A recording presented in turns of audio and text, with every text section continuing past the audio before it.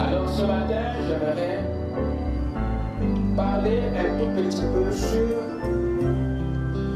la dîme éternelle. La dîme éternelle.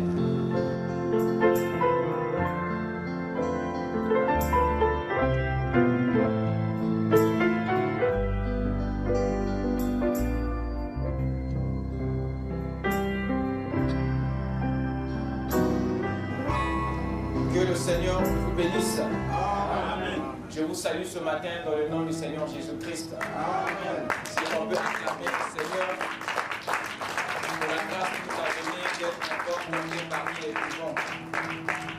Comme le disait le prophète, chaque jour est un don que nous recevons de lui. Amen. Amen. Et nous lui sommes reconnaissants, infiniment reconnaissants pour sa grâce. Amen. Alors sans plus tarder, nous allons nous lever pour lire les Saintes Écritures.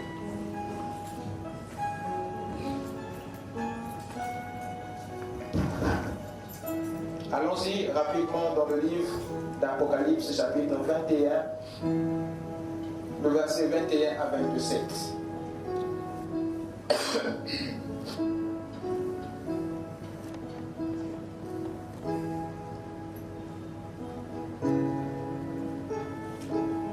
Les 12 portes étaient 12 perles.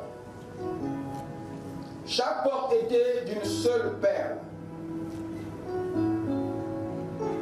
La place de la ville était d'or pur, comme du verre transparent.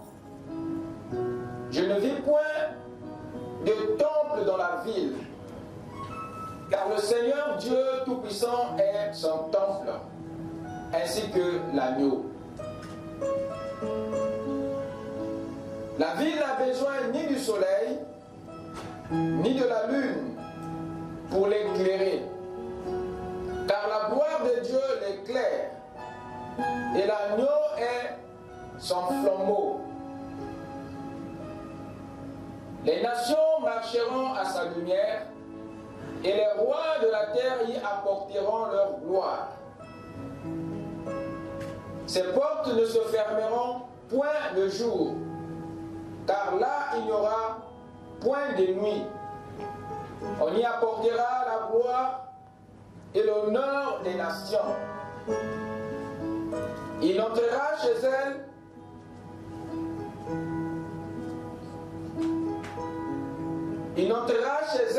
rien de souillé, ni personne qui se livre à l'abomination et au mensonge. Il n'entrera que ceux qui sont écrits dans le livre de vie de l'agneau. Amen. Amen. Inclinons nos têtes pour la prière.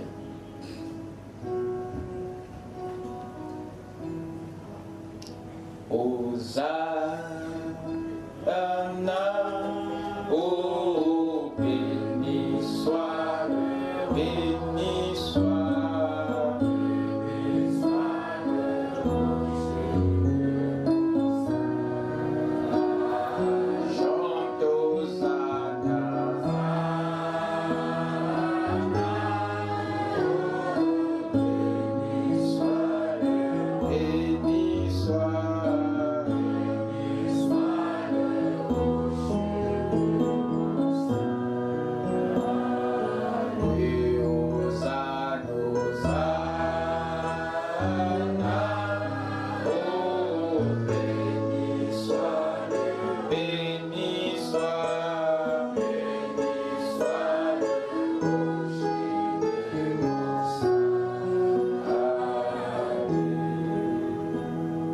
Seigneur notre Dieu, notre cœur est dans la joie pour l'appel que tu nous as donné ce matin à venir, Seigneur, oh Dieu, entendre tes oracles, afin que, Père, nous sachions où mettre le pied dans cette tâche de ténèbres. Nous sommes venus, Seigneur, tels que nous sommes, avec nos manquements, croyant que, Père, ton sang est encore puissant pour nous laver, nous purifier. Nous croyons qu'au Père Dieu Tout-Puissant, que tu ne laisseras personne partir d'ici tel qu'il est venu, et que toi, le rocher des âges, l'étoile brillante du matin, l'époux de nos âmes, tu nous béniras, tu nous rempliras, Seigneur, de ton être au-dedans de nous, Père. Je demande au Père bien-aimé que le grand Saint-Esprit, l'Esprit qui a appelé Lazare à la résurrection, puisse, Seigneur, au Dieu Tout-Puissant, appeler à la vie toutes ces morts sont mortes. Là où, Seigneur, oh Dieu, il n'y avait plus de foi, que la foi prenne place. Là où il n'y avait plus la santé, Seigneur, qu'elle revienne. Amen. Là où il y avait la faiblesse, que la force prenne place. Amen. Nous demandons, Père, la vie au milieu de nous. Amen. Laisse que, Père bien-aimé, ces instants, Seigneur, te soient consacrés. Élève-nous dans les lieux célestes et donne-nous une onction appropriée, Seigneur, pour avoir, Seigneur, oh Dieu, la compréhension nécessaire afin de mieux appliquer ta parole. Nous remettons ces instants entre tes mains, ainsi que cet endroit, Père. Laisse, ô Dieu, toi le grand et véritable Dieu, que tu puisses assainir avec ta présence cet endroit ainsi que nos esprits. Amen. Bénis la parole que nous venons de lire et viens l'inspirer pour nous, Seigneur. Nous croyons qu'au Dieu Tout-Puissant, que les malades sont guéris, les affligés consolés, les perdus sauvés, les rétrogrades ramenés à la vie. Pour le reste, ô Dieu, nous nous abandonnons à toi dans le nom puissant du Seigneur Jésus-Christ. Amen. Amen. Je vous prie de vous asseoir.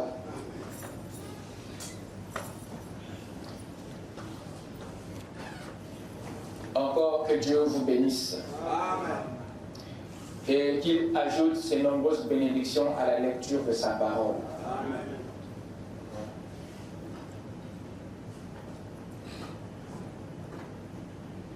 Ce matin,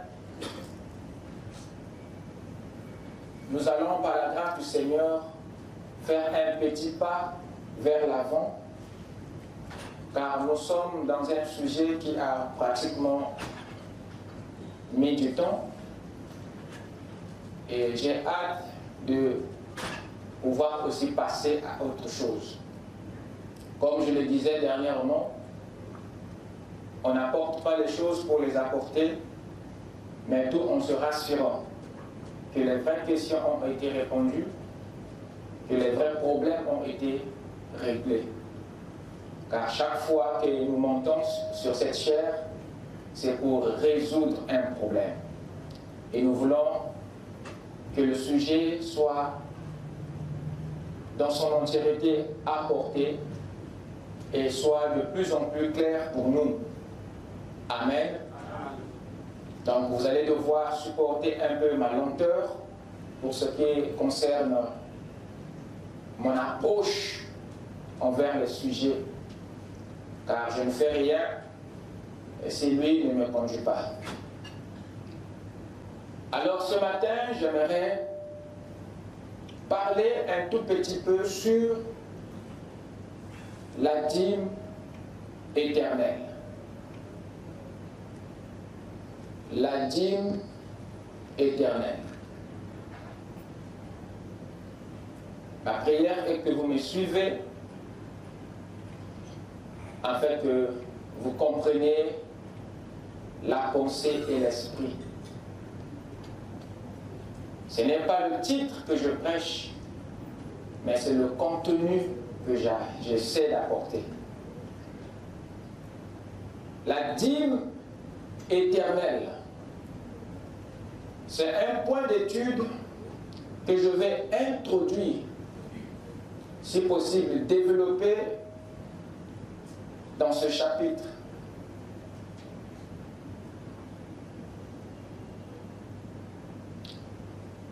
La dîme que nous payons, vous êtes prêts?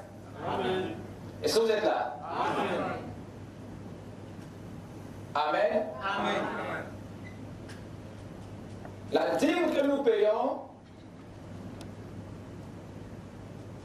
a deux choses en soi. Un caractère immortel et un aspect spirituel. La dîme que nous avons étudiée dans les détails, la dîme auquel nous avons été soumis tous ces temps par la parole, dans la Bible, cette dîme a un caractère immortel, un aspect spirituel. J'aimerais que vous notez ça, c'est très important. La dîme a un caractère immortel, c'est-à-dire éternel, et un aspect spirituel. Je n'ai pas dit que la dîme est éternelle, bien que ça soit le sujet,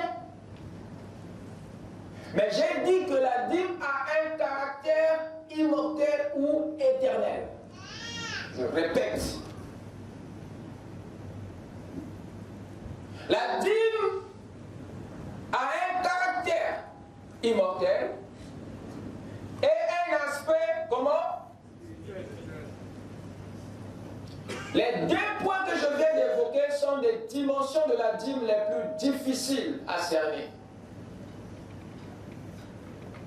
Surtout si vous n'êtes pas bien affermi et bien versé dans les Écritures. C'est un point d'étude très important et qui nécessite une très bonne position.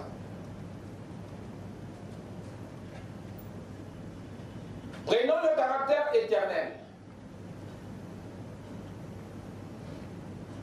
Le caractère éternel ou immortel dont je parle ici,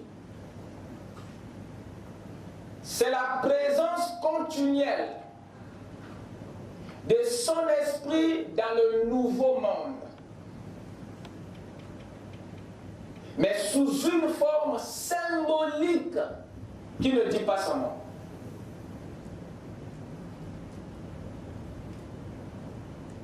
Le caractère éternel dont je fais mention ici, c'est la présence continuelle ou continue de la dîme, non, mais de son esprit ou dans la nouvelle dispensation, dans le nouveau monde.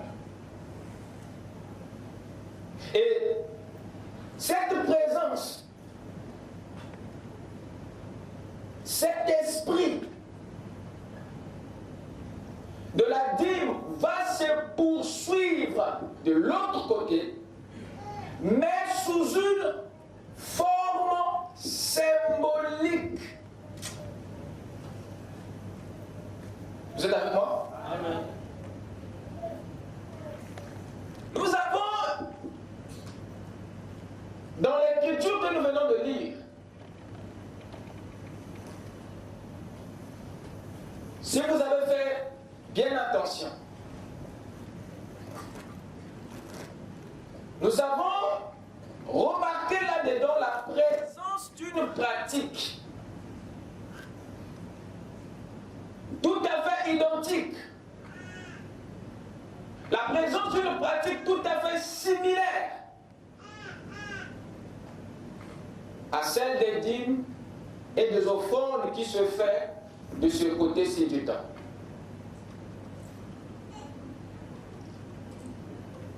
Vous remarquerez, je ramènerai l'écriture, que l'écriture parle d'un apport que les rois et les nations feront. Il me semble que les dîmes et les offrandes ont un esprit qui ne va jamais disparaître, ont un caractère qui ne peut jamais s'éteindre, ni dans ce siècle, ni dans le siècle à venir. C'est fort ce que je dis.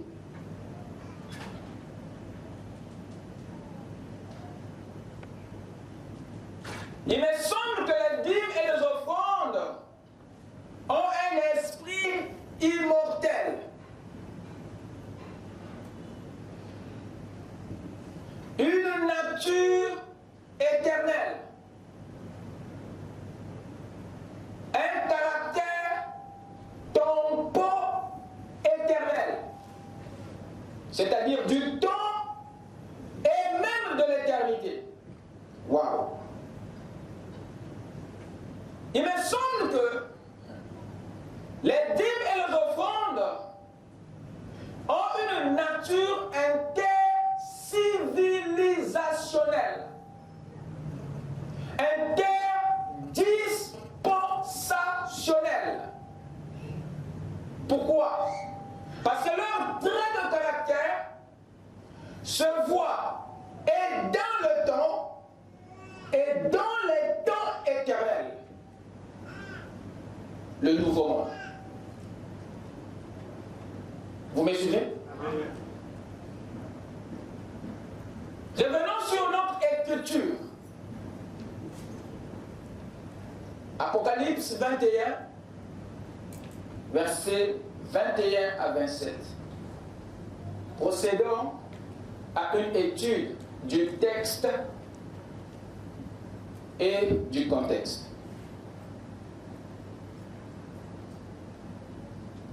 Ce que j'aimerais que vous saisissiez ici,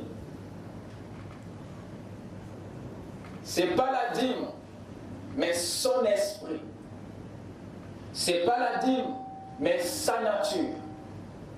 Ce n'est pas la dîme, mais son caractère. Ce n'est pas la dîme,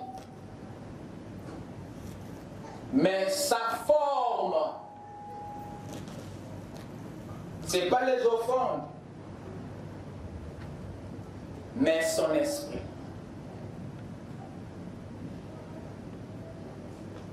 La Bible nous dit quoi? Les 12 portes étaient 12 perles. Chaque porte était d'une seule perle.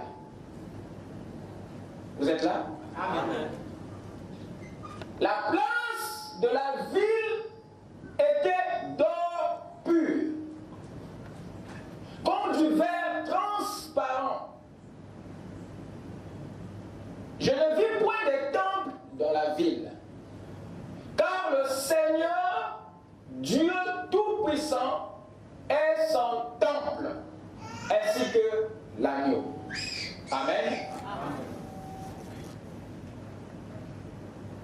La ville n'a besoin ni du soleil, ni de la lune pour l'éclairer.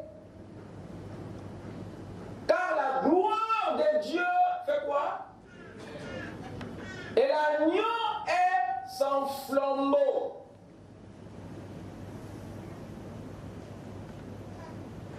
Les nations marcheront à sa lumière.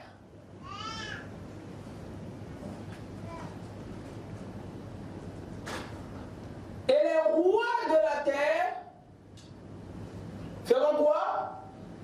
Y apporteront leur gloire. Les nations marcheront où? Dans cette ville. À la lumière de l'agneau. Et les rois de la terre y apporteront leur...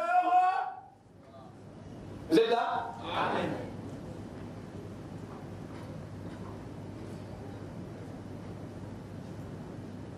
Ces portes ne se fermeront point le jour.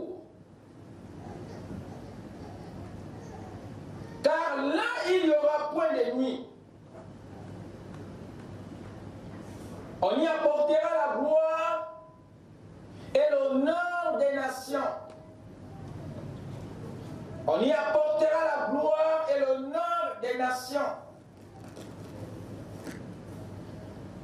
Il n'entrera chez elle rien d'essuyé, ni personne qui se livre à l'abomination et au mensonge.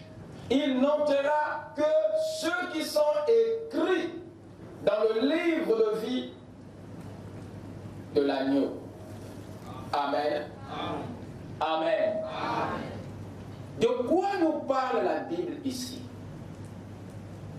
Avez-vous une idée? La Bible nous parle du nouveau monde. La Bible nous parle de la nouvelle dispensation. Elle nous parle ici de la nouvelle Jérusalem. Et que feront les rois dans cette ville? Que feront les nations et les rois dans cette terre? Les rois ici sont les autorités. Les nations ici sont des citoyens de ce monde, de ce nouveau monde, de cette nouvelle dispensation, de ce nouveau système. La Bible dit que les autorités et les citoyens qui y vivront apporteront leur honneur. Les rois apporteront leur gloire, les nations apporteront leur honneur. Ma question est maintenant de savoir que sont ces gloires et ces honneurs que les rois et les nations apporteront dans cette ville. Que sont ces gloires? Que sont alors ces honneurs dont il est question ici? Que les rois et les nations apporteront. Nous avons l'impression que quelque chose continuera à être apporté. Quelque chose continuera à être donné, même dans le nouveau monde.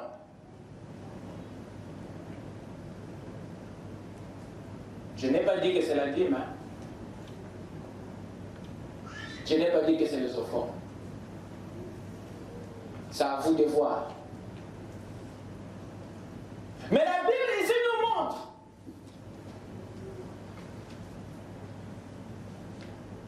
que les rois et les nations qui vivront dans cette ville, dans ce monde,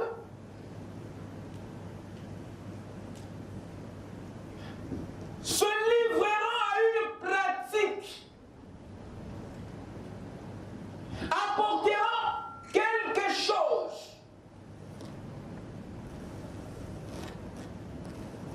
de l'autre côté là-bas. Il me semble que ce qui se fera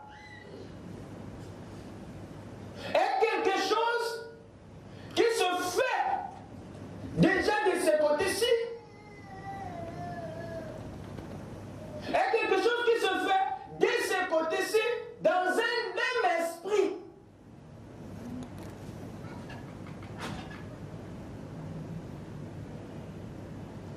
L'Église, est-ce que vous me suivez? Amen.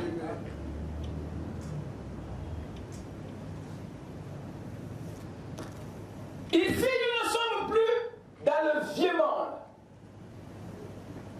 Nous sommes dans la nouvelle Jérusalem, dans le nouveau monde.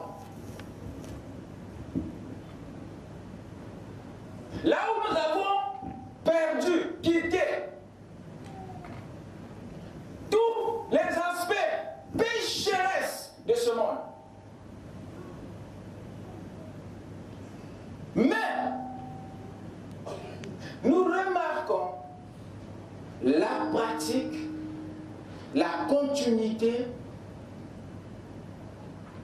d'une chose que nous avons bien observée avant de se retrouver ici.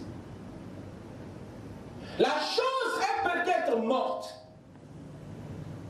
mais nous remarquons son esprit, son caractère, qui continue de l'autre côté.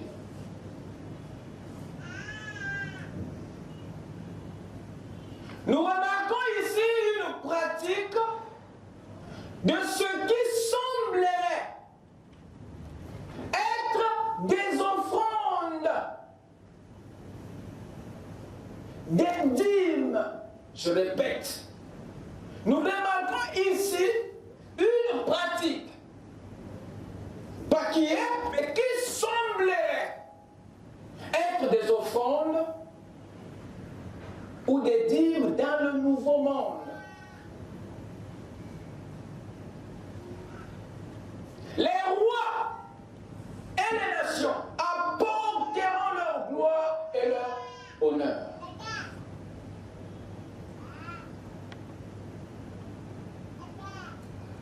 Que dites-vous que c'est? Ces honneurs et ces gloires. Il y a une vie des dons. Il y a une vie des offrandes.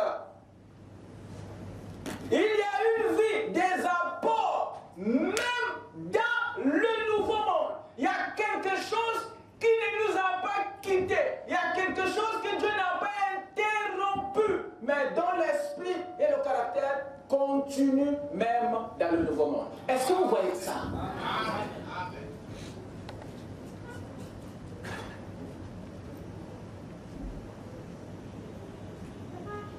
Écoutez le prophète.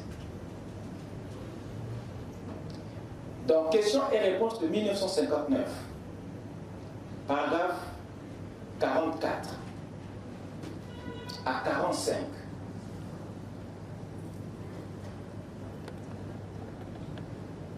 Il dit ceci. Et puis je peux prouver. Écoutez bien. Je peux prouver qu'il y a des rangs où dans le ciel. Que tous ne seront pas égaux.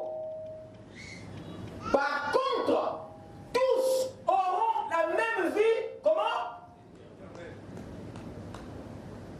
J'aimerais que vous prêchiez avec moi.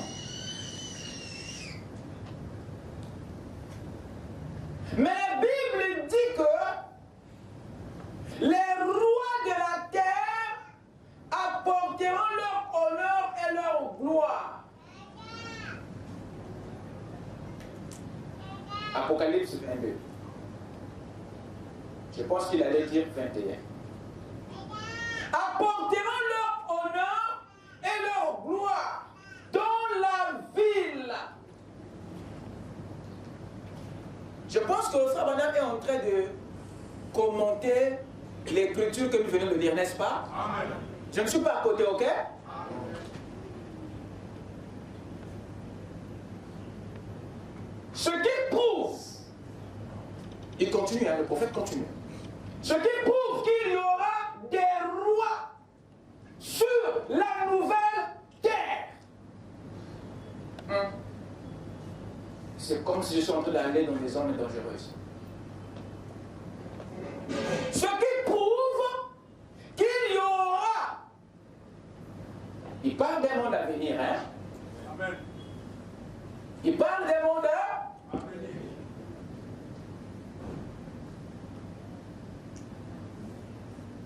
Ce qui prouve qu'il y aura des rois sur la nouvelle terre. Des rois et des dirigeants. Hey, il y a des choses qui ne vont pas changer. Envisage ton éternité à ta manière, mais il y a des choses qui ne vont pas changer là-bas. Il y a des choses qui sont ici qui ne vont pas changer. Vous entendez ça? Amen. des signes de monde. Mais il y a des choses qui ne vont jamais changer. Il ne change pas tout. Il changera ce qu'il pourra changer. Il gardera ce qu'il trouve inutile. Utile, j'allais dire. Amen. Amen. Ce qui prouve qu'il y aura des rois sur la nouvelle terre. Des rois et des dirigeants. Jésus a dit à ses disciples, ils ont dit, et nous qui aurons quitté notre père, notre mère, tout quitté pour te suivre, qu'en sera-t-il pour nous? Les disciples ici voulaient savoir ce qui les attendait dans le nouveau monde, en vertu des sacrifices qu'ils ont faits de ce côté-ci, en vertu de leur confiance, de leur foi dans la parole de ce côté-ci. Ils voulaient savoir, ils voulaient avoir une idée de leur sort dans le nouveau monde. Ils ont posé la question à Jésus et Jésus a répondu. Il dit, en vérité, je vous le dis, vous serez assis sur 12 trônes. Wow. Et vous jugerez les 12 tribus d'Israël. Ok? Amen. Donc les tribus ne vont pas être détruites.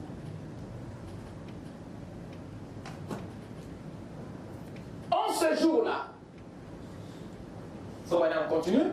Vous voyez, c'est un autre, c'est un système terrestre qui sera instauré par qui? Par Dieu. Amen. Le nouvel ordre de la parole. Amen. Le nouvel ordre de Dieu, pas des hommes.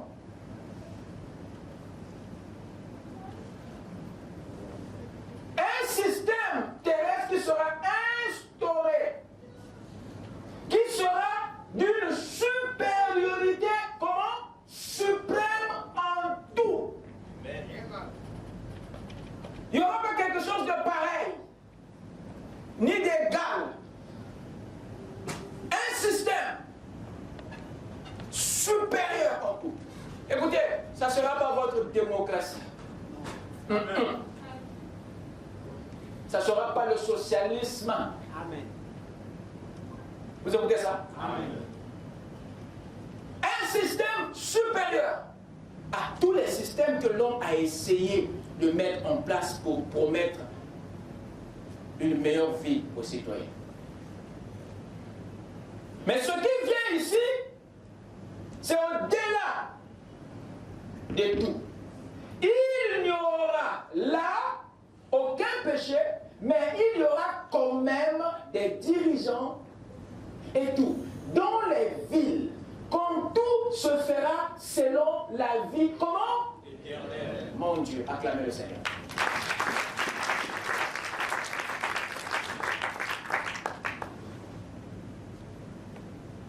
Ce n'est pas fini.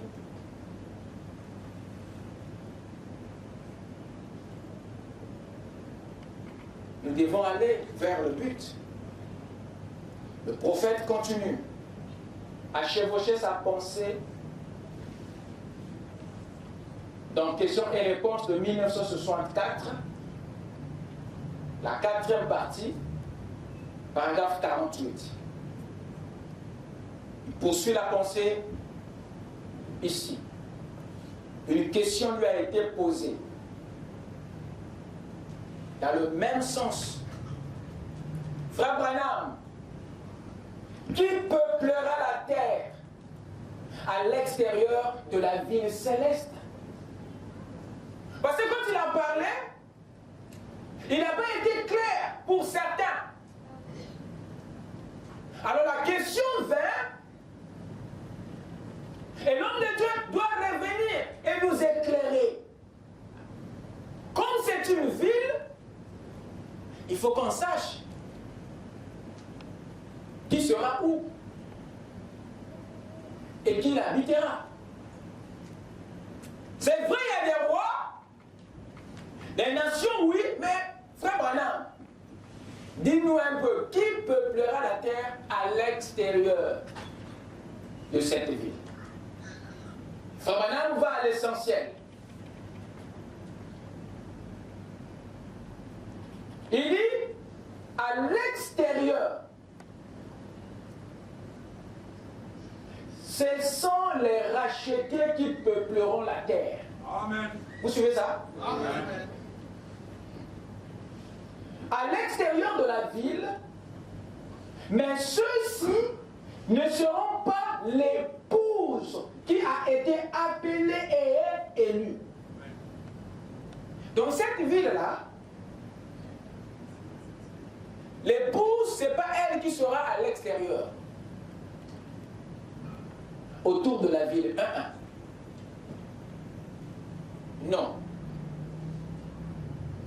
Mais lesquels alors? Il dit ici, c'est les rachetés. Donc ces groupes des sauvés qui n'auront pas les mêmes privilèges que l'épouse. Parce que vous n'êtes pas les seuls que le Seigneur va sauver. Amen. Est-ce que vous le savez? Amen. Vous n'êtes pas les seuls. Dieu a bien d'autres âmes qui le préoccupent en dehors de vous. Amen. Bien que tu sois l'épouse. Mais il n'oubliera pas les autres. Alors ce sont ces rachetés qui vont peupler l'extérieur de la ville. Mais l'épouse, elle, habitera où? À l'intérieur du royaume. Avec qui? Tu vois là où toi tu te trouves?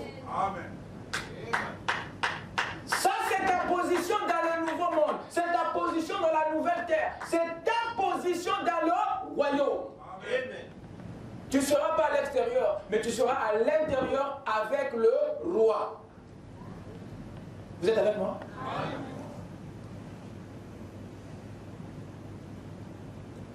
À l'extérieur, il y aura les rois de la terre qui travailleront. Mon Dieu! C'est quoi cette affaire?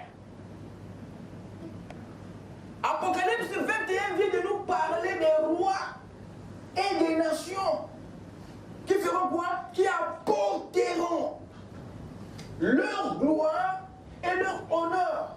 Mais il s'avère que vous, les lecteurs de la Bible, avez aucune idée de ce que c'est ces honneurs et ces gloires. Vous ne vous êtes pas arrêtés pour réfléchir. Il y a des choses que Dieu a dit en d'autres mots. Et le Saint-Esprit nous a été donné pour comprendre non seulement le texte, mais aussi son contexte. Amen. Parce qu'à vous, il vous a été donné de comprendre les mystères du royaume. Pas seulement le royaume, mais y compris les mystères de ce royaume. Parce que dans le royaume, il y a des mystères. Amen. Amen. Je parle à moi-même. Amen.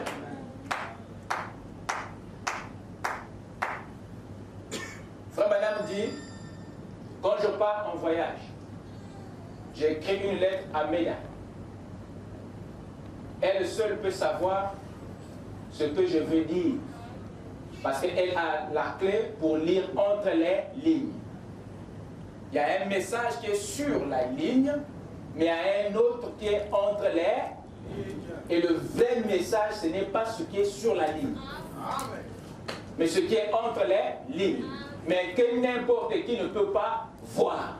N'importe qui peut lire la lettre qui est destinée à Méda. Il lira ce qui est sur la ligne, mais il ne saisira pas ce qui est entre les. C'est notre condition. Autant qu'épouse. Nous avons le rhéma, la pensée même qui a pensé. Elle est avec nous. Raison pour laquelle on ne t'attend pas. Oh, ceux qui ont reçu un prophète en qualité de prophète, recevront quoi? La récompense d'un prophète. Donc l'esprit prophétique va être sur vous pour vous révéler ce qui est entre les lignes. Amen. Ce qui est sur la ligne, c'est quoi? C'est ce que Branham a dit. Mais ce qui est entre les lignes, c'est quoi? C'est ce que Branham voulait dire. Amen. C'est ça. Voilà pourquoi vous aurez l'impression qu'il y a deux messages dans ce message. Et c'est vrai. Les pentecôtistes prennent la ligne, mais l'épouse prend entre les lignes. Parce que la volonté parfaite de Dieu, c'est un mystère. Mais la permissive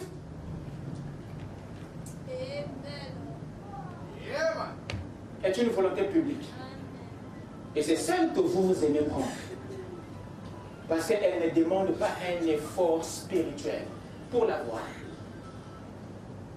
Mais la volonté parfaite, non. Elle est un mystère.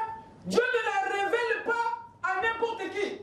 Et ce n'est pas n'importe qui peut la saisir. Parce qu'elle nécessite une nature, une capacité de la voir, d'entendre Dieu parler. Amen. Je parle à quelqu'un? Et nous sommes constitués, nous l'épouse, de façon à entendre ce qui est entre les lignes. C'est le message du 7e son qui est dit en langue inconnue, dans le silence. Et vous avez en vous la capacité d'interpréter le silence de Dieu. Parce que le silence de Dieu, c'est le langage d'Élohim.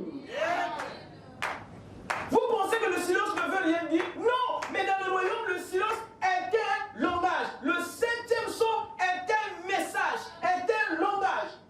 Dites amen. Amen. Amen. Amen. Nous avons les rois et les nations dans cette ville. Là où nous allons, là, il y aura des gens qui vont peupler l'extérieur de la ville. Et Frère Branham vient de nous apprendre ici que ce seront ces rois-là. Et les autres, eux, ils vont être à l'extérieur. Mais vous, l'épouse, vous serez à l'intérieur avec le roi. Amen. Amen. Amen. Mais ce n'est pas l'épouse, la reine, qui apporteront les honneurs. C'est pas ce qu'il dit ici. C'est pas vous qui allez payer. Oh. Non. Mais c'est les rois et les nations qui, dans cette ville, apporteront. Pas vous. Amen. Amen.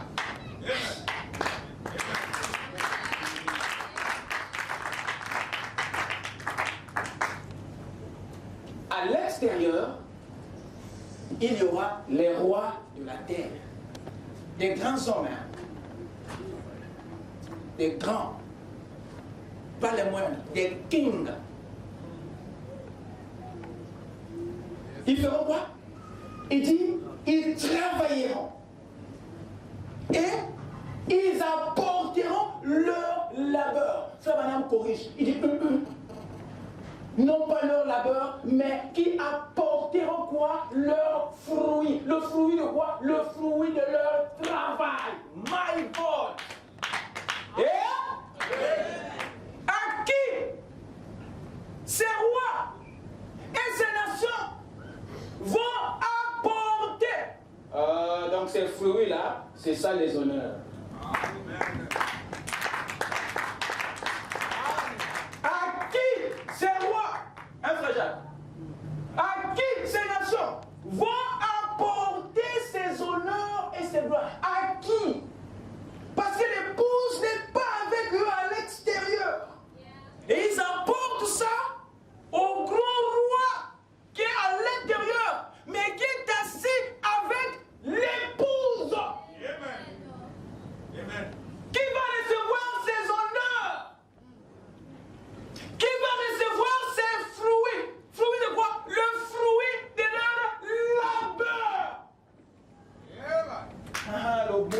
continuer, mon gars.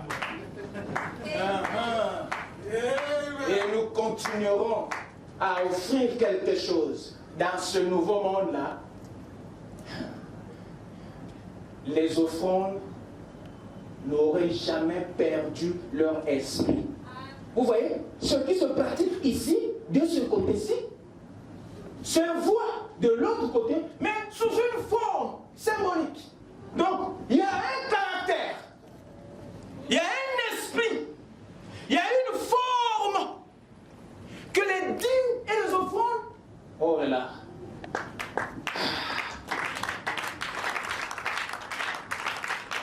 la Bible ne dit pas que c'est les dîmes, la Bible ne dit pas que c'est les offrandes, mais la Bible parle ici d'une forme, d'un apport dont la forme et l'esprit, que Dieu te bénisse, dont la forme et l'esprit est le même que celui que nous avons pratiqué de ce côté-ci. Vous avez ça? Donc il y a un esprit de la chose qui continue. Ce n'est pas la chose qui continue, mais l'esprit de cette chose que vous avez pratiquée ici, là, son esprit se poursuit de l'autre côté. Parce qu'il n'y a pas un royaume sans offrande, il n'y a pas un royaume sans honneur, il n'y a pas un royaume sans gloire, il n'y a pas un royaume sans production, il n'y a pas.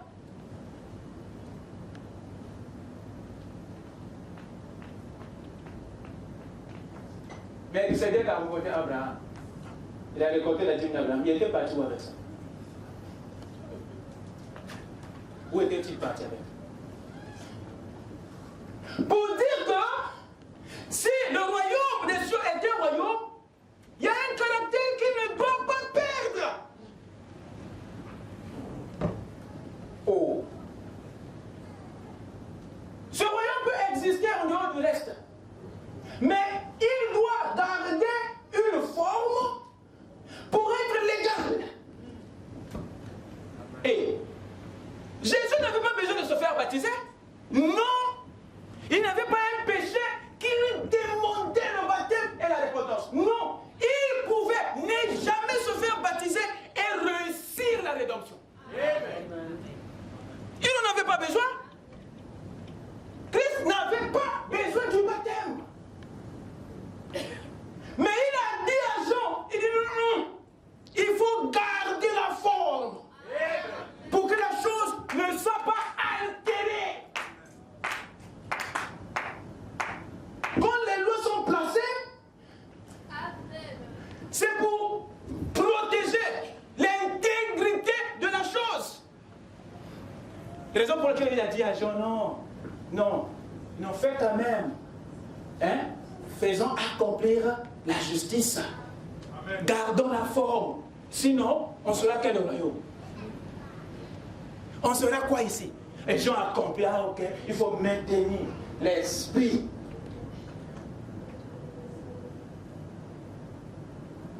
Et c'est par modèle, c'est par exemple que le royaume enseigne. Raison pour laquelle tu es aussi motivé à aller te faire baptiser parce que tu sais que ton Messie est passé par là. Bien qu'il n'avait rien à confesser, il n'avait pas de péché comme toi. Mais le fait qu'il a été un modèle pour toi, ça te motive. Ça te donne quoi? L'assurance que ce royaume veille sur ses propres lois. Il y a un esprit que Jésus avait préservé en disant à Jean, faisons comme ça. Il y a une forme, il y a un esprit que Jésus avait préservé. Sinon, il aurait dû ne pas se faire baptiser. Mais il devait conserver un esprit, il devait protéger une forme. C'est dans le même esprit. Dans ce nouveau monde, il n'est pas question des dîmes autant que tel.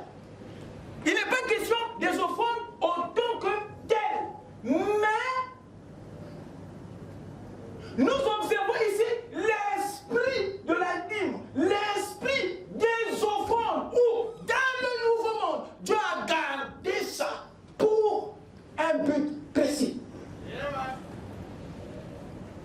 pour garder l'intégrité du royaume, pour maintenir certaines choses. On peut avancer? Amen. À l'extérieur, il y aura les rois de la terre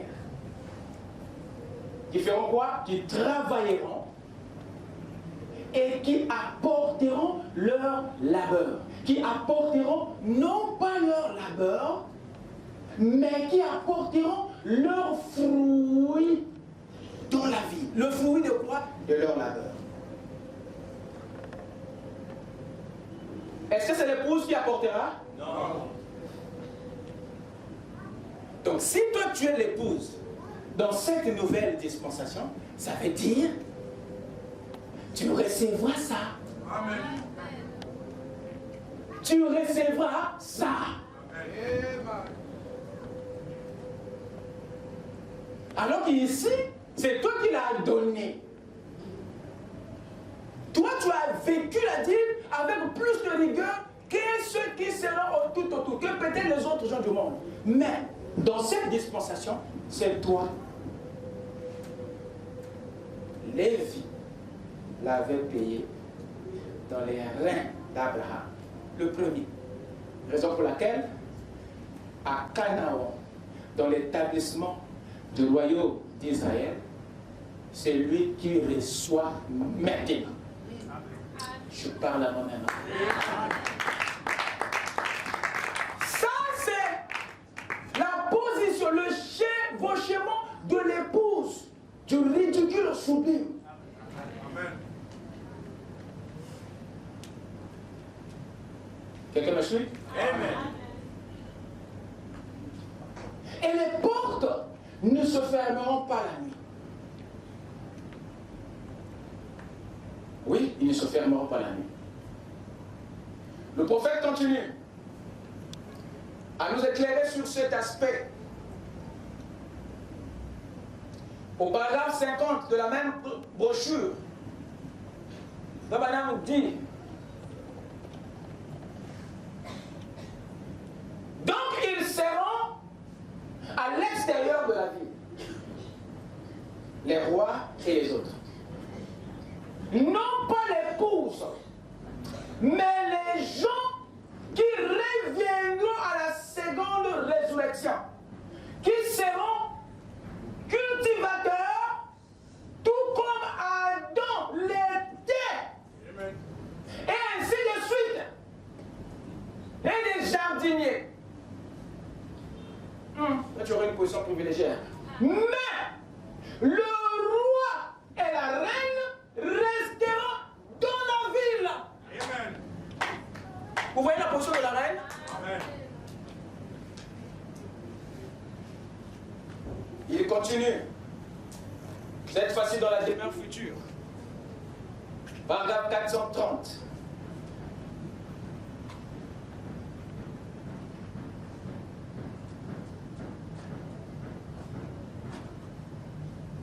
Il dit ceci: les feuilles seront pour la guérison des nations. Vous écoutez ça? Amen. C'est-à-dire que les rois qui vivront là, dans la ville, y apporteront leur honneur. Vous savez maintenant sur quoi c'est, non? Le fruit de leur labeur. Est-ce que c'est clair? Amen. Donc les offrandes, on peut le dire? Est-ce qu'on peut le dire? Amen. Donc les honneurs là, c'est les fruits de leur labeur. Donc dans le nouveau monde, l'offrande continuera.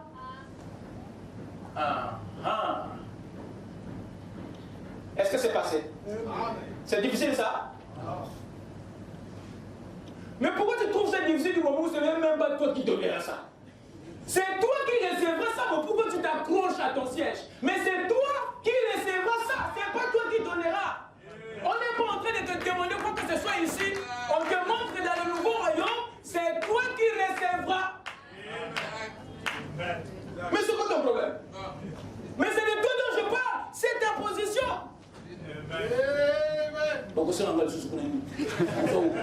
Ils vont encore nous demander quoi là.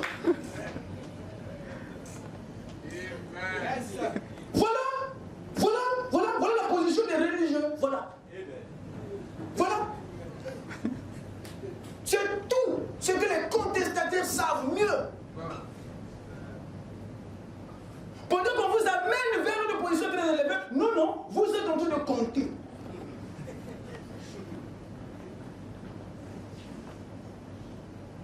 Voilà pourquoi vous ne vous améliorez pas. Vous n'avancez pas.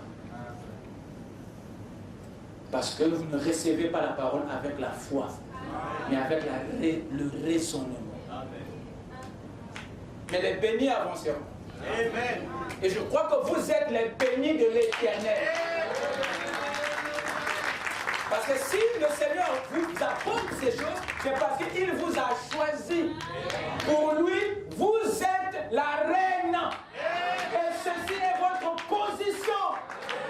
Dites Amen. Vous avez vécu la parole de ce côté-ci du temps, et là-bas, vous êtes à l'honneur. Vous avez payé, donné les offrandes et les dîmes, là-bas, c'est vous qui les recevez. N'est-ce pas merveilleux? Mais je ne connais pas, hein, de quelle forme ça sera, je ne sais pas. Ah, peut-être vous pensez que non, il y aura des dîners là-bas. Ce n'est pas ce que j'ai dit. Il y aura des offrandes. Amen. Amen. Les feux seront pour la guérison des nations. C'est-à-dire que les rois qui vivront là apporteront leur honneur. Quand ils apporteront leur honneur et qu'ils le déposeront devant quoi? Le trône de Dieu. Mon Dieu. Avançons d'abord. Donc ces rois-là vont venir avec leur honneur pour venir les déposer. Donc les offrir, les donner. Il faut, madame, pour nous aider, il dit, afin que vous compreniez ces honneurs-là, il dit, tout comme ceux de l'extérieur. Lesquels? Yes, sir. Les 10 tribus, ou les 12 tribus, ou les 11 tribus. Il dit les 10, les 11 tribus. Ah, donc Israël ne sera pas à l'intérieur. Israël sera à l'extérieur. C'est seuls l'épouse et l'époux qui seront à l'intérieur. Vous écoutez ça? Amen. Amen. Il dit tout comme ceux de l'extérieur, les 10, les 11 tribus apportaient, il dit chacune d'elles, un dixième, oh, à Lévi. Vous voyez? Est-ce que vous voyez? Amen. Amen. Frère Madame nous montre ici que ces honneurs et ces gloires que les rois et les nations apporteront à la reine et à l'époux sont comme le dixième que les 11 ou 10 tribus payaient à Lévi. Amen. Donc, frère Madame nous montre ici que cette gloire et ces honneurs ne sont pas loin de ce que les 10 tribus payaient à Lévi. Amen. En d'autres termes, ces honneurs et ces gloires ne sont pas loin de la dîme et des offrandes. Amen. Quelqu'un m'écoute? Oh, il continue bien dit. C'est pas bien. Avançons. Quand ils apporteront leur honneur dans le pays béni, là, ils tendront la main vers l'arbre de vie et ils en cueilleront une feuille de houx, une feuille de l'arbre de vie et ils sortiront ensemble. Ils ne vivent pas là. Donc ils viennent à l'intérieur que pour te payer l'offrande, te donner une offrande, et ensuite ils sortent. Il dit, il n'y a plus de guerre. Amen. Ça c'est passé. Nous sommes dans un nouveau monde, ok? Amen. Tout est en paix. Écoutez bien, écoutez. Les feuilles sont un mémorial pour la guérison de la nation. Mais il n'a pas dit que les fruits que les rois apporteront seront un mémorial. Non, c'est les feuilles qui sont un mémorial. Donc ça veut dire que un rituel pour rappeler quelque chose. Mais ces fruits-là, non. Pour dire que ça sera une réalité. On va arriver. On va arriver. Allons-y ici dans l'âge de l'église de Philadelphie. L'âge de l'église de Philadelphie. Paragraphe 257. Écoutons le prophète sur le même point. Essayons de voir si sa pensée est toujours proche ou s'éloigne vers autre chose. L'âge de Philadelphie, 257. Lisons. Oh! Si nous avions le temps de voir ce que j'ai noté, c'est pour le livre plus tard. Là, dans l'Apocalypse, il est dit, tous les rois de la terre y apporteront leur gloire. C'est comme là, en type, la tribu de Lévi. Tous les autres lui payaient quoi? Fait le rapprochement entre les honneurs et les gloires de l'Apocalypse 21. À quoi? À la dîme. Afin que nous comprenions que l'esprit de la chose, le caractère de la chose, ainsi que sa forme, continuera ou dans le nouveau monde. Donc, ça ne sera pas interrompu. Je dis bien, l'esprit des offrandes, l'esprit des dons ne seront pas interrompus. Pourquoi? Parce que, évidemment, les dîmes et les offrandes ont un caractère immortel. Un caractère éternel. Un esprit qui ne peut pas s'éteindre. Qui continue ici et de l'autre côté. Même si au Dunayom à Papou, de l'autre côté, au Kobu Kango Té. Si tu ne seras pas dans le groupe de ceux qui vont nous l'apporter, tu seras alors dans notre groupe de ceux qui vont le recevoir. Est-ce que vous êtes là? Donc si tu ne seras pas dans le lot de ceux qui vont l'apporter, tu seras dans le lot de ceux qui vont le recevoir. Ma question est celle-ci. Fais ton choix dès maintenant. Amen. Tu veux être où? Déjà ici, là, tu as du mal à le payer. Certainement, tu seras dans le lot de ceux qui vont recevoir.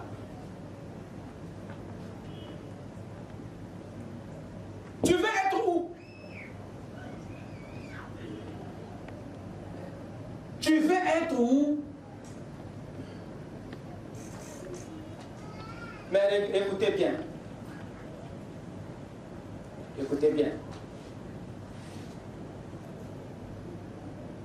Lévi qu'il a reçu plus tard dans le royaume d'Israël était d'abord celui qui l'avait donné. L'épouse, la reine ici, ne la reçoit pas. Pour la recevoir, ne la reçoit pas parce qu'elle est quelque chose. Non. chose parce que pour commencer, comme Lévi, elle avait vécu cette parole. Ah, je ne veux pas dire que non, ceux qui la portent n'avaient pas vécu. Non, non. C'est à Dieu de juger. Mais les types montrent que les types que Dieu a élevés étaient exemplaires. Amen. Amen.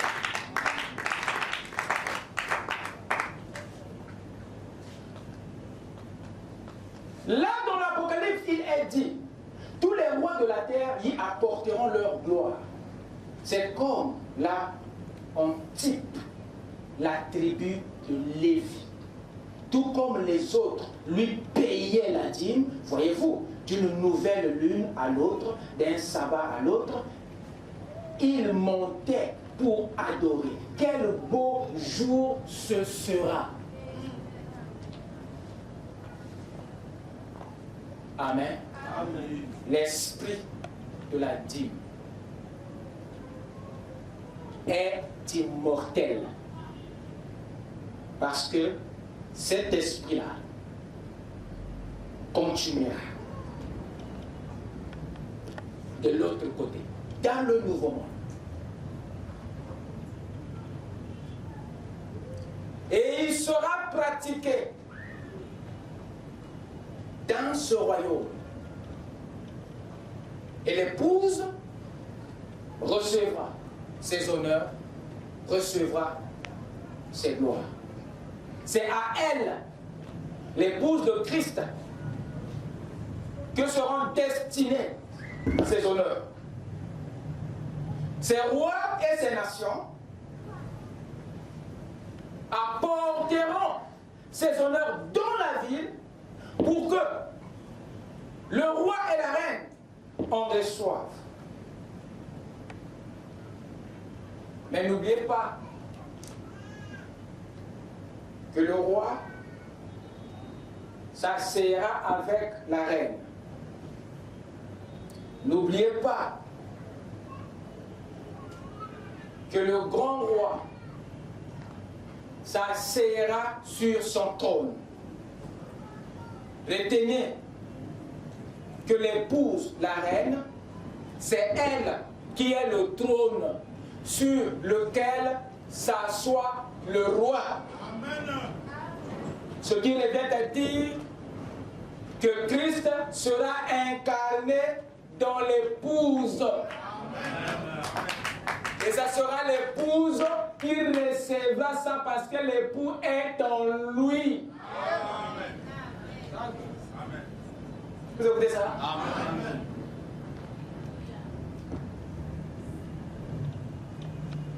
C'est très important. C'est donc à nous, c'est donc à vous que ces honneurs sont destinés. C'est à vous que ces gloires seront apportées. C'est à vous que ces fruits des labeurs vont être apportés. C'est à vous que ces dîmes et ces offrandes vont être payés. Quelqu'un me suit? Amen. Allez-y encore dans la demeure future, paragraphe 423. Lisons quelque chose ici. 423. La demeure future. Notez, je vous en prie. Abraham la cherchait. Waouh! Qu'est-ce qu'Abraham cherchait toute sa vie? Parce que la Bible dit qu'il était pèlerin. Abraham cherchait la ville, la Nouvelle Jérusalem, que nous venons de lire là. C'est exactement cette cité, c'est ce monde-là qu'Abraham cherchait.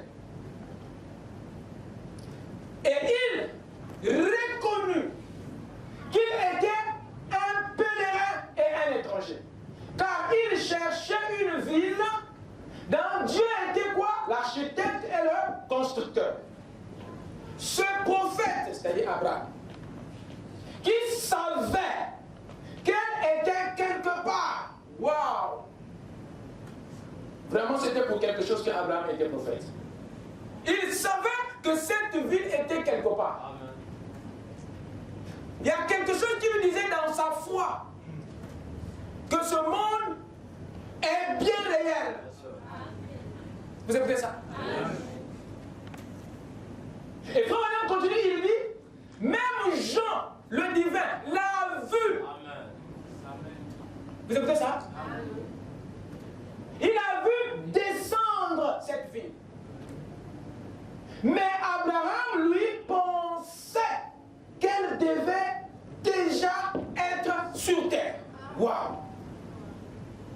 Donc pour Abraham, cette affaire-là était sur la terre. Ce n'était pas à venir.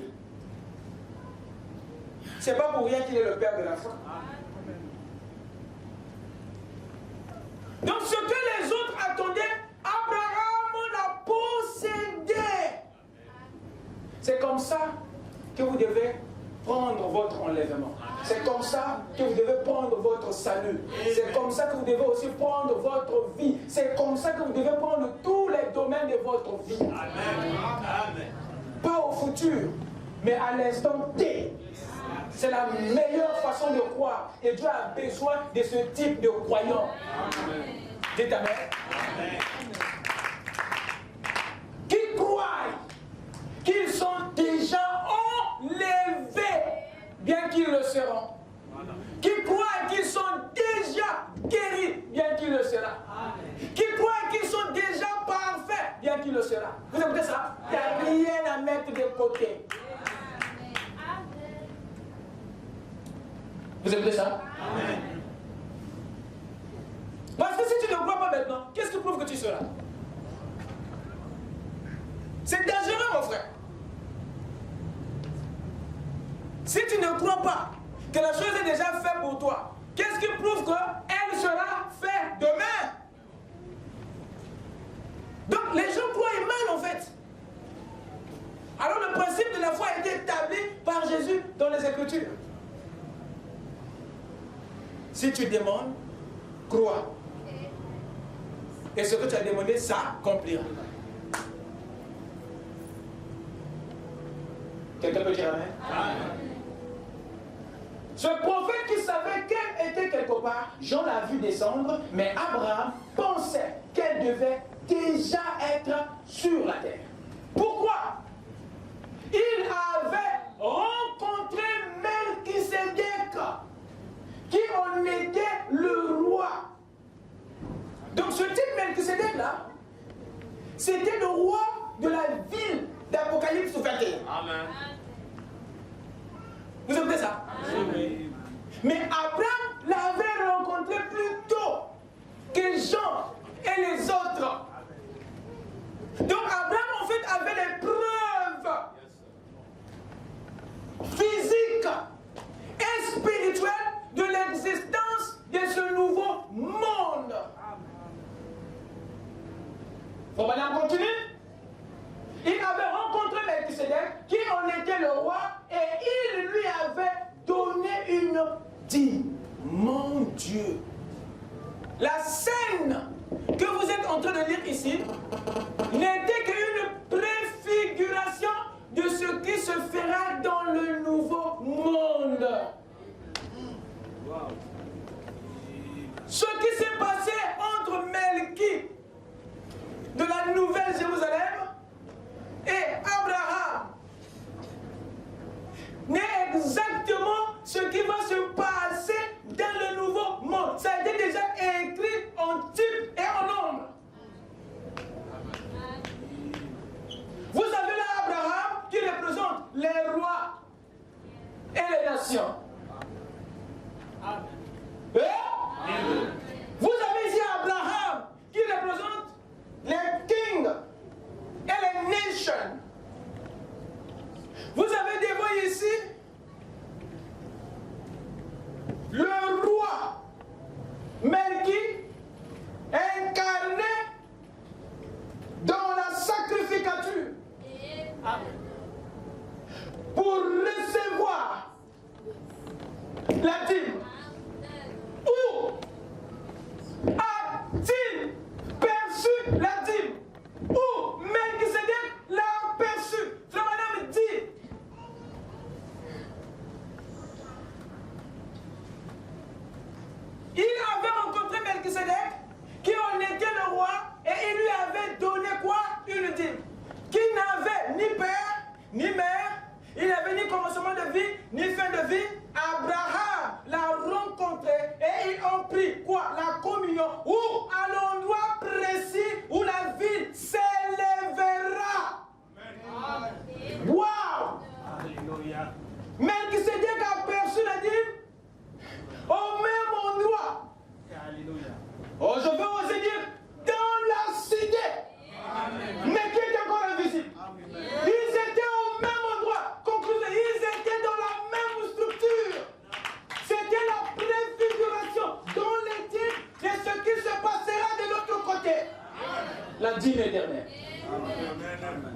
Abraham donne à Melchi ce que vous recevrez dans la réalité.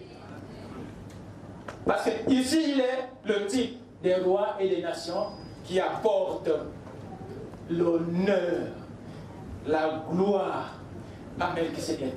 Et Melchisédek, c'est Christ incarné. C'est l'épouse. Vous dites Amen? Parce que la Bible dit sur Melchisédek, ah là là, il était le sacrificateur du Dieu très haut. Oh! Donc Melchisédek était le prêtre de quelqu'un. Il était quoi, le sacrificateur de qui? Il est du Dieu très haut. Oh!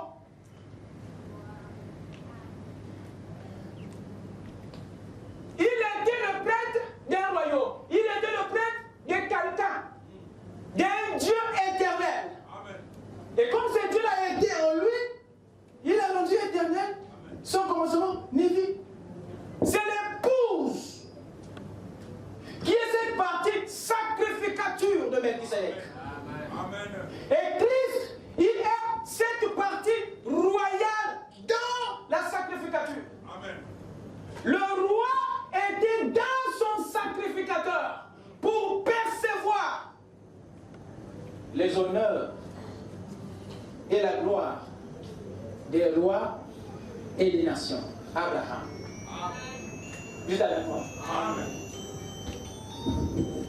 C'est très important.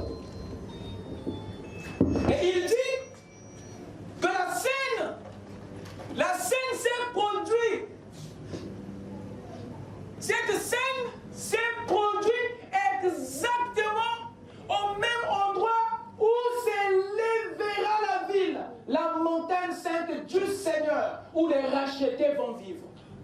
Avez-vous imaginé que Abraham payait la dîme exactement là où s'élèvera la nouvelle Jérusalem? En d'autres termes, ils étaient dedans. C'est Abraham qui ne savait pas qu'il était dans le royaume qu'il cherchait déjà. Donc la chose qu'il cherchait, il l'avait déjà trouvée. Bon, je pense que ce matin, il y a quelqu'un qui est à la recherche du royaume. Mais Dieu t'a trouvé. Le royaume t'a trouvé ce matin. Tu es même déjà dans le royaume. Est-ce que vous dites Amen?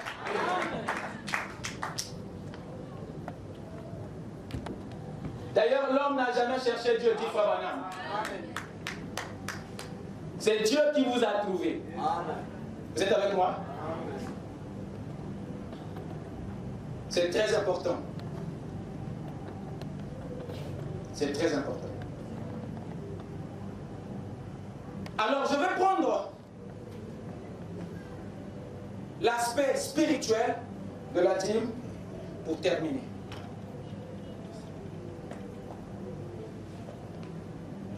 Vous êtes avec moi? Amen. Vous m'accordez quelques minutes? Amen.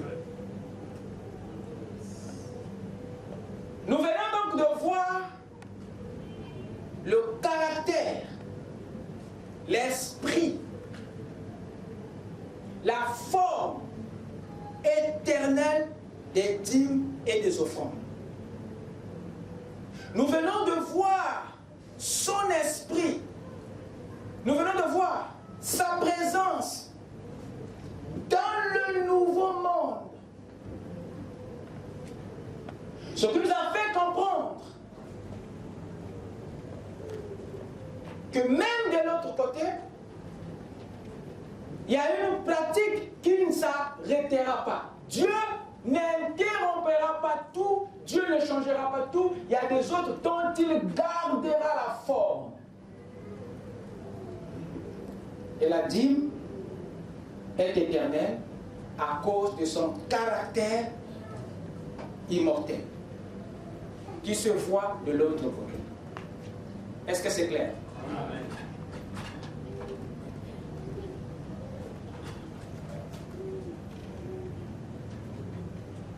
Parlons maintenant de l'aspect spirituel de la dîme. Nous avons dit que la dîme a un caractère immortel ou éternel. Il a aussi un aspect spirituel. Je vais être court ici.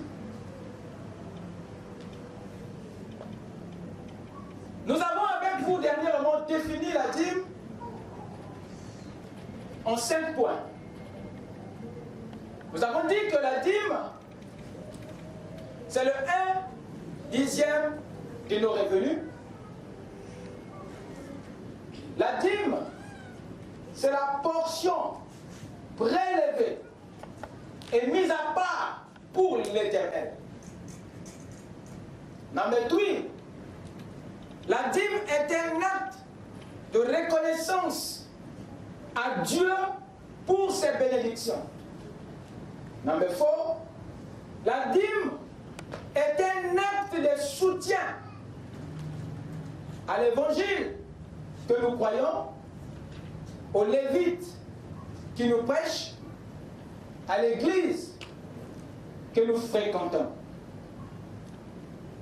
La dîme, qu'est-ce que c'est? La dîme est une offrande spéciale, est une offrande d'une autre nature. La dîme est un don spécial. Vous êtes avec moi? Amen. Ça, c'est la façade de la dîme la plus connue par les gens dans le monde. Surtout dans la religion. Cette façade que nous venons de présenter est le côté le mieux connu. Est l'aspect la plus connue dans le monde entier. Mais cette façade naturelle de la dîme n'est pas le vrai visage de la dîme. N'est pas la vraie façade. Derrière cette façade naturelle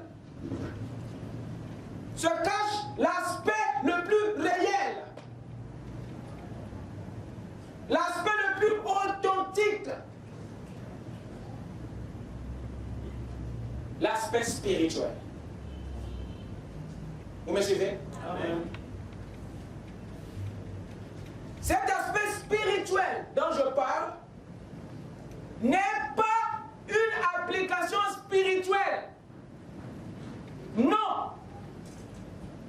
Cet aspect spirituel de la dîme n'est pas une application spirituelle de la dîme. Non. Mais cet aspect, qu'est-ce que c'est? Cet aspect spirituel est une réalité spirituelle, originelle, authentique, véritable de la dîme. C'est-à-dire le vrai visage que cachait l'aspect naturel. Je suis seul, hein? Vous êtes avec moi? Amen. La dîme naturelle, celle-ci, celle que nous avons pratiquée, donnée, crue, n'était que le symbole et le type de la véritable dîme, la dîme spirituelle. Et la dîme spirituelle est cette dîme qui incarne le caractère éternel et spirituel à la fois. La dîme naturelle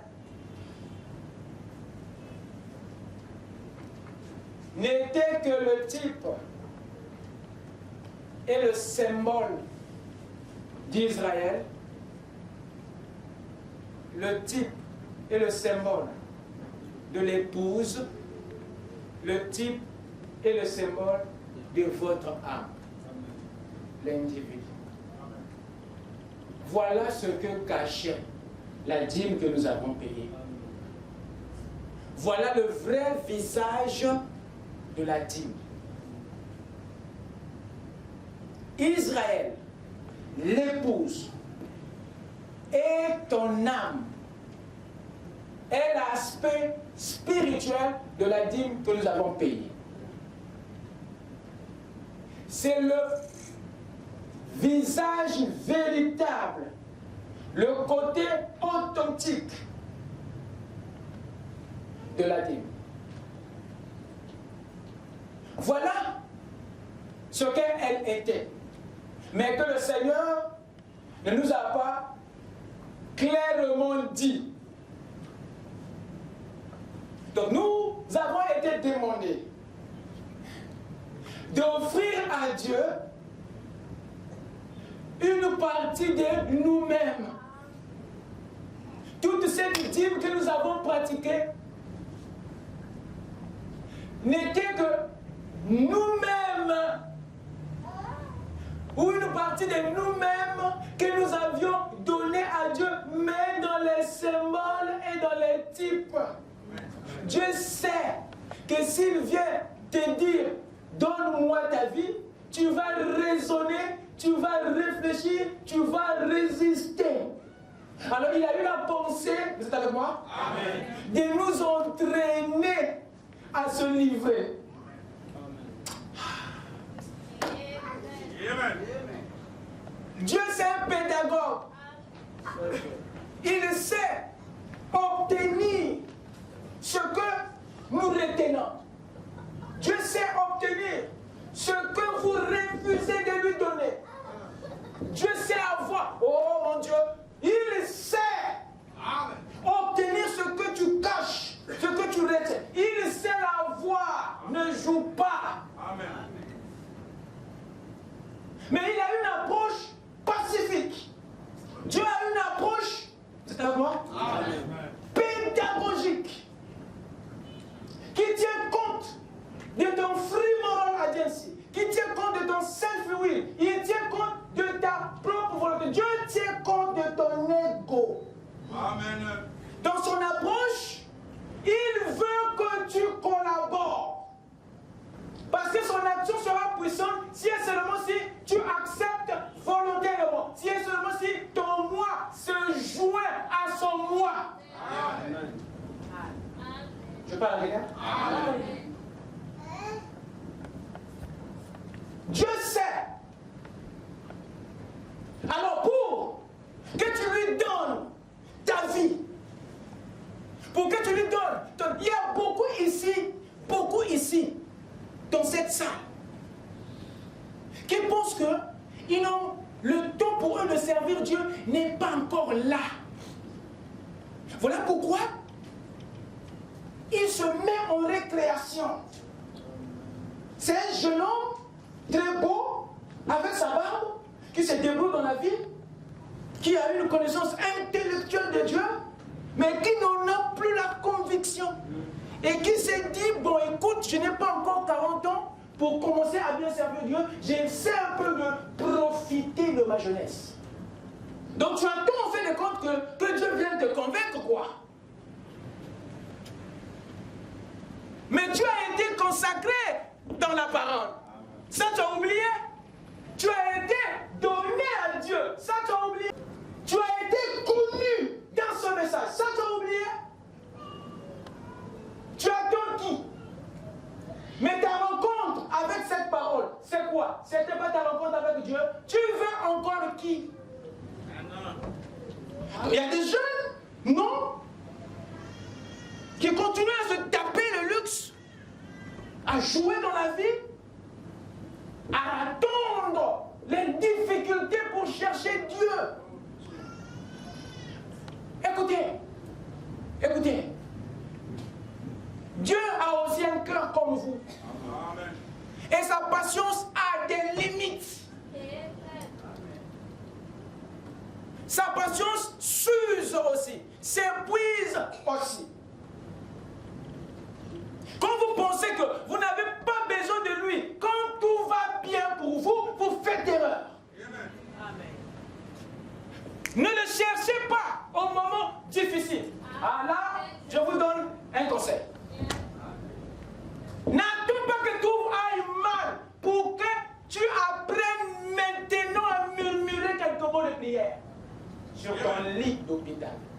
N'attends pas que quelque chose te frappe. N'attends pas qu'un malheur te frappe. N'attends pas.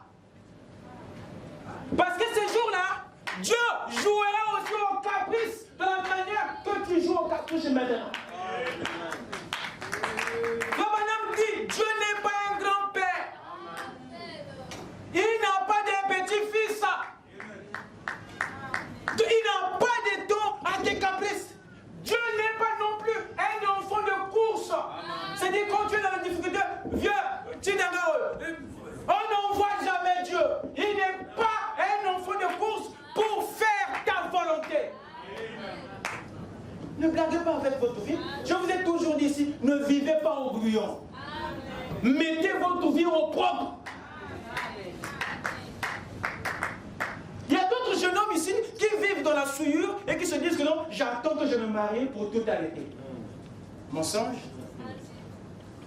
C'est là où ça va s'empirer. Il sait avoir ce qui est à lui. Il y a une partie en toi qui lui revient, qui ne t'appartient pas. Et ça, il sait le prélever. Il sait la prendre.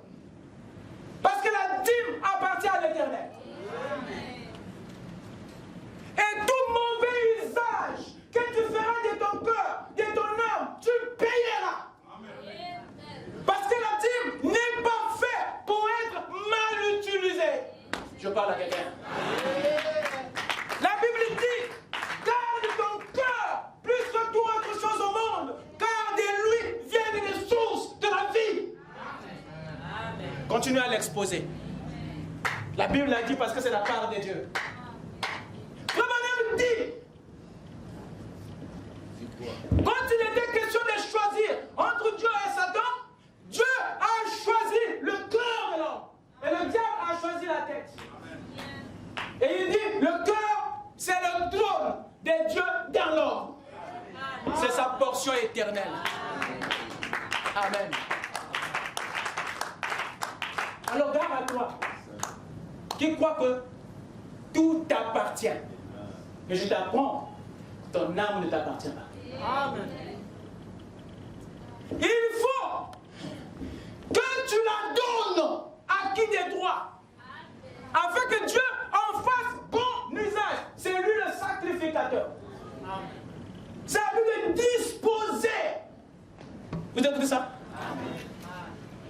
Donc quand tu dis qu'écoute, j'ai mon temps, je suis encore jeune, bon, je fais ma vie comme je l'entends. Ok, c'est bien. C'est bien. Il y a un temps pour chaque chose.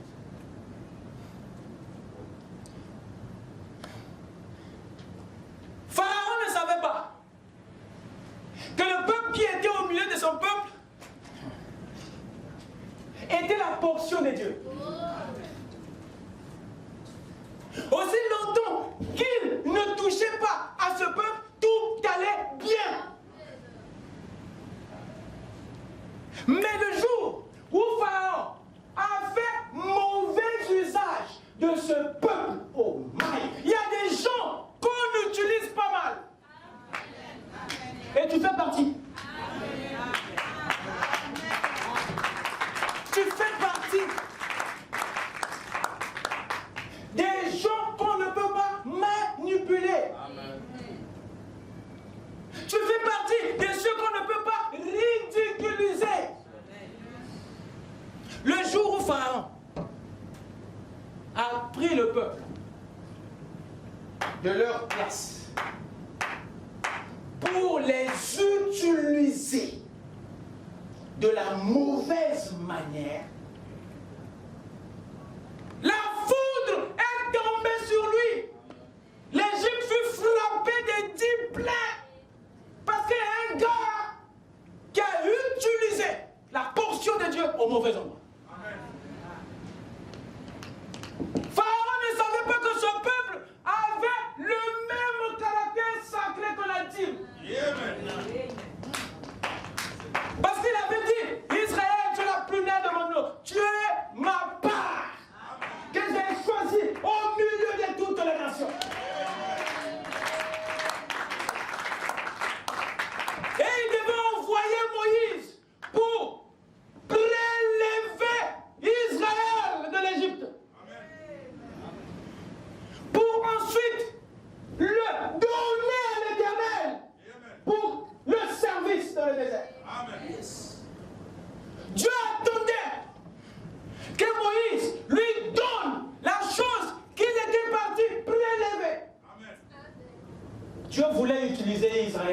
sa guise. Mais l'usage que Pharaon faisait de ce peuple, c'était pas bon. C'est ça qui a attiré la foule. Et vous êtes Israël. Vous êtes l'épouse. Vous êtes la portion la plus importante. Bon, madame dit, l'âme vaut 10 000 mots, vaut plus de 10 000 mots. Raison pour laquelle Dieu fait des dégâts autour de vous, sans que toi tu t'en rendes compte. Que le Seigneur vous bénisse.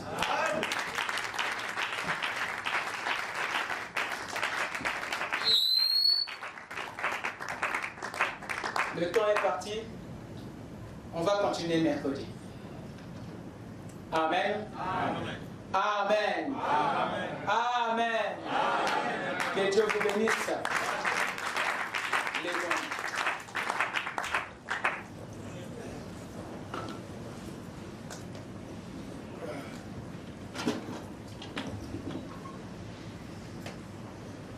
Oh Jésus.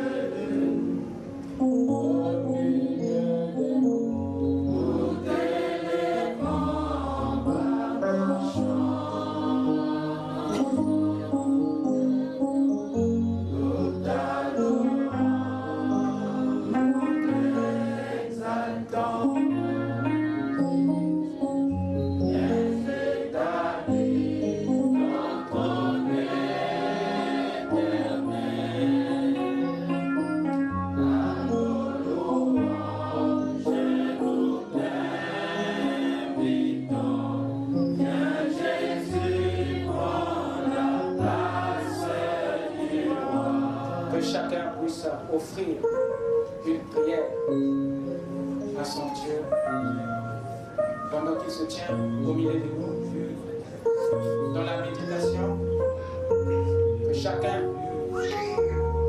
entre en lui-même et se mise,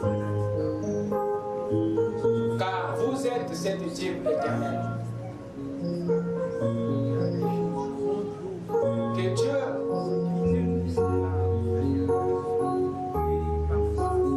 prélevé dans une famille et qui doit garder un caractère éternel.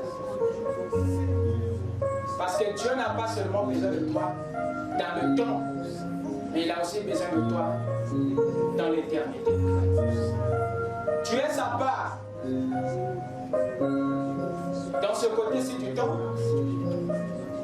Tu es aussi sa part de l'autre côté. Dieu a besoin de toi ici et de l'autre côté. Car Jésus a dit qu'il viendra pour nous prélever. Il viendra pour nous prendre. Afin que là où il est, nous y soyons aussi. Une fois que la dîme est prélevée, doit aller dans les mains du sacrificateur. Et Christ est notre souverain sacrificateur. Et c'est auprès de lui que nous devons aller. C'est avec lui que l'union doit se faire. Mais avant que son mariage ait lieu,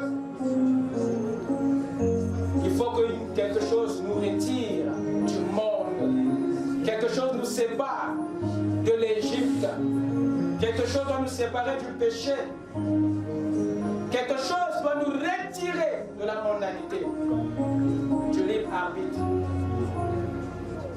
Car vous êtes trop libres. Nous sommes trop libres en soi. C'est la preuve que nous n'avons pas encore été prélevés.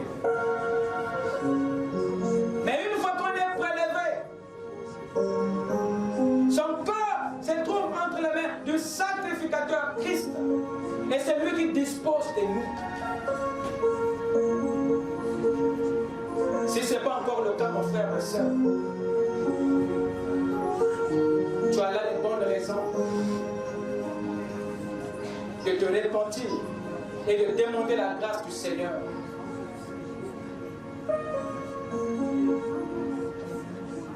Afin que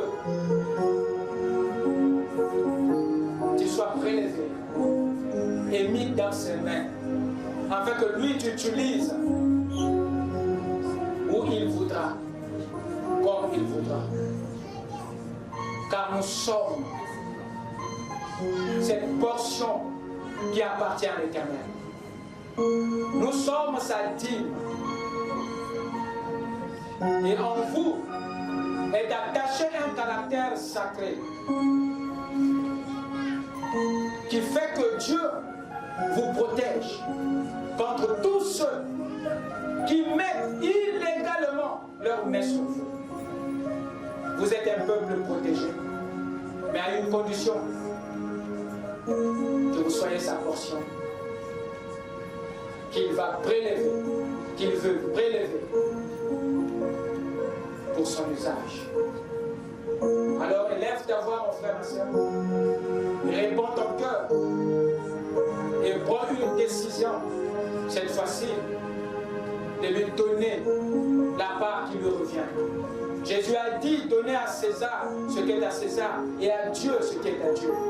Mais la part de Dieu, l'âme, le cœur, est donnée à César. Raison pour laquelle aujourd'hui, nous voyons qu'il y a une faible motivation pour le travail de Dieu et une grande motivation pour le travail de César. La portion de l'Éternel a été prélevée, retirée par Pharaon et placée dans la boue pour fabriquer les briques. Mais cet usage que nous faisons de notre santé, cet usage que nous faisons de notre vie, cet usage que nous faisons du don de l'Éternel, cet usage que nous faisons de notre âme, nous coûtera cher. C'est pourquoi ce matin, j'aimerais que chacun réfléchisse à ses voies, qu'il essaie de voir là où il a abandonné le Seigneur et de revenir à lui. De s'offrir, comme le dit Paul dans la parole. Je vous prie, par les compassions de Dieu, de s'offrir, que chacun puisse offrir son corps comme une offrande, comme un culte devant le Dieu, un culte raisonnable, parfait.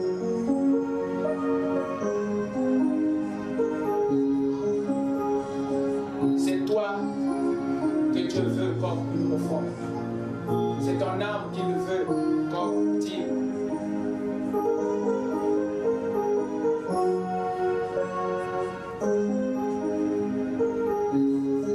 Ne donne pas sa part au monde, mon frère, ma soeur. Ne livre pas ta jeunesse, ta vigueur à Satan. ton cœur à Dieu pour que lui en dispose. Ne fais pas comme Samson qui avait donné son cœur à Delilah et qui avait donné le corps, les muscles, les masses de sa chair à Dieu. Et Dieu, du haut des cieux, était scandalisé parce que Samson, qui était un chrétien, un croyant, avait perdu la notion des valeurs. Il ne savait pas qu'est-ce qui revient à Dieu, qu'est-ce qui revient à César. Il a pris la part de Dieu. Samson a donné à la bête. Il a donné à César. Et les conséquences de cela, Samson a perdu les 7 chevelures. Il a perdu les chaînes de Jacob. Samson a perdu sa croissance spirituelle qui sera suivie de la perte de la vision. Il a perdu les yeux. Il a perdu la foi. Il a perdu la révélation. Il ne voit plus les promesses. Il ne voit plus les écritures. Il ne voit plus Dieu. Il est maintenant dans les ténèbres. Et le péché, les choses qu'il condamnait hier, il commence à le voir. Combien de Samson avons-nous ce matin qui ont vendu le cœur au monde, au paganisme? La portion de l'Éternel ne se négocie pas. Le cœur est la part de Dieu. Il ne doit pas être marchandé. Il doit être entre les bonnes mains. Le cœur doit être entre les mains de Jésus. La parole, le message de l'œuvre. Si nos âmes sont entre ses mains, alors le corps n'ira plus dans les boîtes de nuit. Le corps n'ira plus dans le péché. Le corps n'ira plus dans la souillure. Le corps suivra son maître qui est entre les mains du Seigneur. Si ma soeur, tu traînes encore dans le péché, dans la fornication, si mon frère, tu es encore dans la boisson, dans la cigarette, dans la souillure, c'est parce que tu as donné ton cœur à Delilah. Le corps ne fait que suivre là où est parti le cœur. Mais il n'est pas encore trop tard. Il n'est pas encore trop tard, mon frère et soeur. Il n'est pas encore trop tard. Tu peux faire demi-tour. Tu peux arracher ton cœur entre les mains de Delilah et le consacrer à l'Éternel. Comme le fils prodigue. Il était parti. Mais il avait pris la résolution de ramener son cœur à Dieu, qu'il a reçu, qu'il a nettoyé. Et il ne s'est plus retrouvé au milieu des porcs et des cochons. Il ne s'est plus retrouvé dans le monde. Quand le corps est reparti, le corps a suivi. C'est ce que le Seigneur attend de nous ce matin. Arrêtez de mettre votre vie au brûlant. Vivez là maintenant au propre. Donnez votre cœur à Christ. C'est la part qui lui revient de droit. C'est sa dîme. Elle ne vous appartient pas.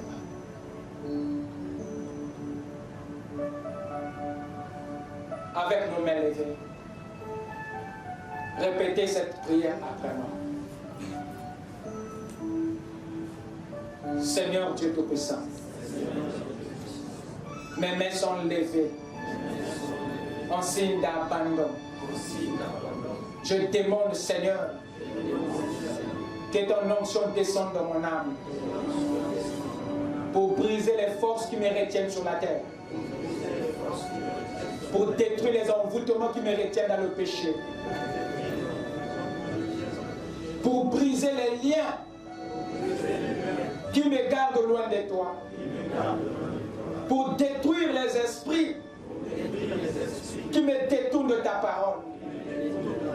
Je prie, Seigneur, de recevoir mon cœur, mon âme, entre tes mains, dans ta lumière, afin que tu en sois celui qui va l'utiliser.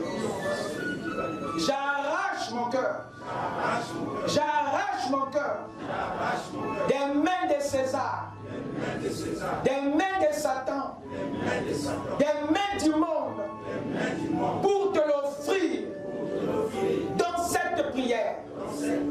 Oh Dieu, reçois-moi, Père, et que je sois dans tes mains, afin que mes nuits s'échangent en jour, et que tout ce que le diable m'a fait faire s'arrête immédiatement. Je m'offre à toi, Seigneur. Mon cœur est à toi. Mon âme est à toi. Ma famille est à toi. Ma maison est à toi. Ma femme est à toi. Mon époux est à toi. Tout ce qui est à moi, je te le donne. Conduis-moi, Seigneur. Prends-moi, Seigneur, afin que je te serve et que je sois jamais à toi et pour toi. Je prie, Père, de pardonner mes faiblesses, d'ôter, Seigneur, mes faiblesses et de me remplir de tes vertus. Donne-moi la force de résister à l'ennemi et de vaincre le mal. Ce matin, Seigneur, mon cœur est ta dîme. Puisse-t-il vivre en toi éternellement. Dans le nom de Jésus-Christ.